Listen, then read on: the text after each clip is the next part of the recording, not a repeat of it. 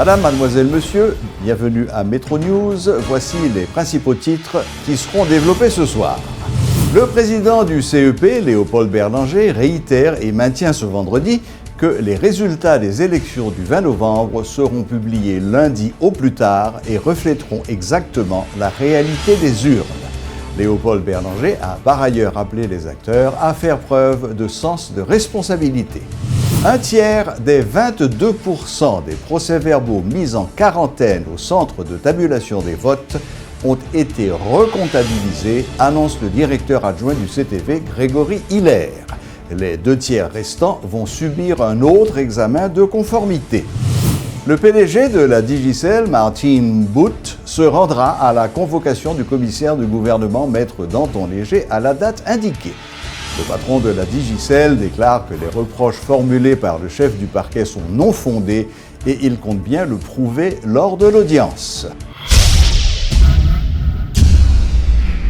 Les membres du Conseil électoral provisoire ont réitéré ce vendredi leur volonté de respecter le choix exprimé par les électeurs lors du scrutin.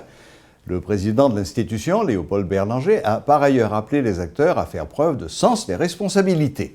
Les résultats des élections du 20 novembre seront publiés lundi au plus tard et reflèteront exactement la réalité des urnes, ont confirmé les conseillers en conférence de presse. Reportage Davidson Saint-Fort et Guitry Choisy. Ça qui sorti dans l'urne, dans l'élection, que le peuple lui-même, qui ses volontés, qui ses décisions, c'est lui qui peut sortir le résultat. Le président du Conseil électoral est sans équivoque. Il n'est pas question que les résultats sortis des urnes soient altérés, répond Léopold Berlanger à ceux qui crient déjà au coup d'État électoral. Le représentant de la presse au CEP a renouvelé la volonté de son équipe de continuer à appliquer le décret électoral et la Constitution à chaque étape du processus. Nous-mêmes, nous poser, nous attendre, nous présenter un travail là qui fait techniquement, nous garder. Depuis nous voyons que le bagage rien qui drôle en termes gens que lui supposé fait logiquement que 5 et 5 fait 10, nous pas que 5 et 5 fait 15 ou bien 5 et 5 fait 3. Nous regarder, nous voyons tout bagage clair et puis nous à ce moment-là demander publier résultats préliminaires là. Mais pas oublier que résultat préliminaire pas que résultat définitif. Ces résultats seront connus lundi au plus tard. Nous sommes déterminés à respecter l'échéance, a insisté le patron de l'institution électorale qui se réjouit de la bonne qualité du travail en cours au centre de tabulation. Léopold Berlanger estime que son CEP mérite un certain crédit de la part des acteurs politiques et de la population, la transparence ayant été sa boussole depuis le début du processus. Procès-verbal affiché sous site Conseil électoral. Élection en fin faite, côté au fini avec le procès-verbal, fin signé, photo après et nous voyons le travail et puis nous voyons sur site CEP. Nous publions sur site CEP manuel centre de tabulation, règlement qui régit centre de tabulation. Nous publions non moun qui impliqué dans le processus de tabulation, employés, vacataires, qui travaillent dans le processus là, quelles que soient différentes catégories, y compris moun qui en vérification, non sous centre là. Bon, l'autre type de règlement que nous publions, c'est soit fait mode de calcul. Nous sommes des scandales qui fait autour de questions ça. En réaction aux préoccupations exprimées par certains partis politiques, dont Famille Lavalas, Lapé ou Petite Dessalines, Léopold Berlanger rappelle que l'accès dont il bénéficie au centre de tabulation est une démarche du CEP visant à favoriser la transparence. Toute contestation concernant le processus de comptage se fera au tribunal électoral après les résultats partiels et non avant. Léopold Berlanger. Une fois que nous validons des publications résultats préliminaires là, avec une majorité de 6 conseillers sur 9 au moins, c'est ce que la loi prévoit, le ça, tout le monde qui gagne des griefs, tout le monde qui pensait que yo lésé ça qui fait là, eh bien, yo a gagné pour yo aller selon la loi, selon la Constitution, vers le tribunal électoral qui gagnait pratiquement toute un procédure pour suivre, pour capable joindre réponse à contestation coréenne. Restons calmes et soyons bons joueurs. Léopold Berlanger demande aux acteurs politiques de continuer de faire montre de sens de responsabilité à ce moment crucial du processus électoral. Le président du Conseil invite candidats et partisans de candidats à œuvrer afin de rendre au pays la stabilité nécessaire à son développement à la suite de ces élections. Le directeur adjoint du centre de tabulation de vote, Grégory Hiller, a déclaré ce vendredi que sur les 22% des procès-verbaux mis en quarantaine hier, un tiers ont été recomptabilisés. Les 2 tiers restants vont être assujettis à un autre examen de contrôle. Par ailleurs, Grégory Hiller a indiqué que pour la présidentielle, 99% des 11 871 procès-verbaux sont parvenus au CTV et 76% du nombre reçus avaient déjà été traités en milieu de journée. Lors de la conférence de presse du CEP ce vendredi, M. Hiller a fait savoir par ailleurs que plus de 98% des PV, soit 28 476 sur un total de 28 938, ont été reçus pour comptage à la SONAPI. Dans le dernier calcul, dans la dernière observation que nous avons fait matin, nous gagnons dans 22% ça, une moyenne de 2 tiers qui est en général confirmé, et gagnons un tiers que rejoint nos explications pour lui qui réinsère. Il y a 2 tiers qui allaient dans la quarantaine. Oui, qui allaient dans la quarantaine. Des hommes armés à moto ont abattu ce vendredi en fin d'après-midi une jeune femme devant les locaux des laboratoires 4C à Delma 71. Selon des témoins, il s'agit d'une exécution car les bandits attendaient la jeune femme, connue sous le nom d'Esperanta, à la sortie de l'institution où elle travaillait au service à la clientèle.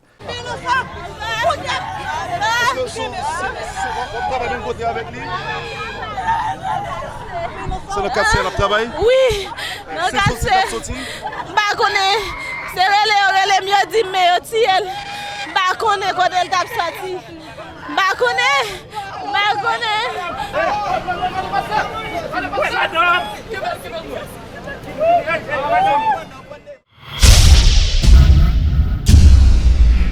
Le PDG de la Digicel, Martin Boot, confirme qu'il répondra à l'invitation du commissaire du gouvernement de Port-au-Prince et se rendra à la date indiquée au parquet pour s'expliquer sur les résultats publiés sur son réseau en début de semaine. Joint au téléphone par notre équipe, Martin Boot a expliqué que les messages diffusés sur le réseau de la Digicel n'engagent pas la responsabilité de l'entreprise et qu'il est de toute façon impossible, voire illégal, de vérifier leur contenu. Parallèlement, dans un entretien téléphonique ce vendredi, le commissaire du gouvernement de Port-au-Prince, Maître Danton Léger, révèle que l'invitation du patron de la Digicel a subi un léger changement d'horaire. Au lieu de lundi, Martin Boot devra se présenter mardi matin à 10h. Il a aussi annoncé qu'une invitation a été adressée au directeur de Radio Timoun, Yves Pierre-Louis, concernant les différentes menaces proférées sur les ondes de la station qu'il dirige. L'Institut mobile d'éducation démocratique, IMED, a dressé un bilan positif de la journée électorale du 20 novembre. Dans un rapport préliminaire présenté à la presse ce vendredi, la directrice exécutive de cet organisme de défense des droits humains a fait le point sur les améliorations et les faiblesses enregistrées dans l'organisation du scrutin. Ketli Julien en a profité pour faire quelques recommandations aux différents acteurs. IMED et ses partenaires ont remarqué une amélioration des déficits organisationnels observés pendant les élections de 2015. Une forte présence policière autour des bureaux de vote, une meilleure formation des membres de bureaux de vote, un personnel féminin équitable, un large segment de policiers dans l'incapacité d'exercer leurs droits de citoyenneté. Aux observateurs électoraux, nous leur demandons de continuer à être vigilants. Au CEP, d'être transparent quant au traitement des données. Aux partis politiques, d'éviter toute fuite anticipative d'autoproclamation et d'emprunter les voies juridiques tracées par le décret électoral pour formuler leurs revendications. Dans la même ligne, la commission archidiocésaine Justice et Paix de Port-au-Prince, JILAP, estime également que les élections du 20 novembre étaient une réussite sur le plan organisationnel. Toutefois, des failles techniques considérables ont été constatées pendant le scrutin. Lors de la présentation de la conclusion du rapport de la JILAP à la presse ce vendredi, les responsables ont recommandé au CEP d'apporter des éclaircissements quant aux défaillances techniques constatées le jour du vote. Le responsable de la cellule droits humains au sein de la JILAP, Stéphania Molière, nous en parle. Électeurs qui viennent voter, ils n'ont pas qu'à jouer dans le lycée Margement. Non électeurs sont dans la liste qui est affichée, cependant leur entrée en dedans. Côté membre BV, non li différent par rapport avec non li te wè de yo. Il y a un électeur tout qui était relocalisé yo, malheureusement ça li fait sur la forme, dans le fond, li pas vraiment effectif parce que moun sa yo pas bien accès pour te voter vraiment avec nan nouveau endroit yo te gagné pour te voter. L'autre irrégularité toujours c'est par rapport avec moun qui pas kon li yo et moun qui gagne un handicap là. Malheureusement moun sa yo pas joindre orienteur. Le jeune barreau de Port-au-Prince demande aux partis politiques de suivre la voie légale après la publication pour contester les résultats des élections.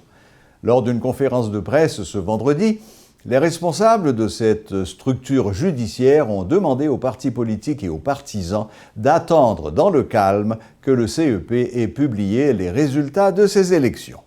Jeune barreau de Port-au-Prince rappelé à candidats ainsi qu'avec partisans candidats que toute action que vous gagnez pour opposer doit être encadrée par les lois républicaines.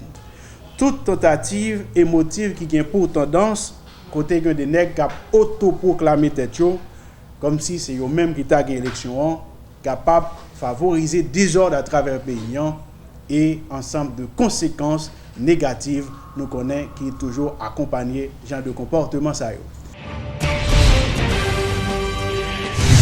Dans le cadre de la Journée internationale pour l'élimination de la violence à l'égard des femmes, ce vendredi, la chef de la MINUSTA, Sandra Honoré, a appelé tous les Haïtiens à s'impliquer dans la lutte pour l'égalité des genres dans le pays. Sandra Honoré a par ailleurs annoncé le lancement d'une campagne de 16 jours d'activisme contre la violence basée sur le genre.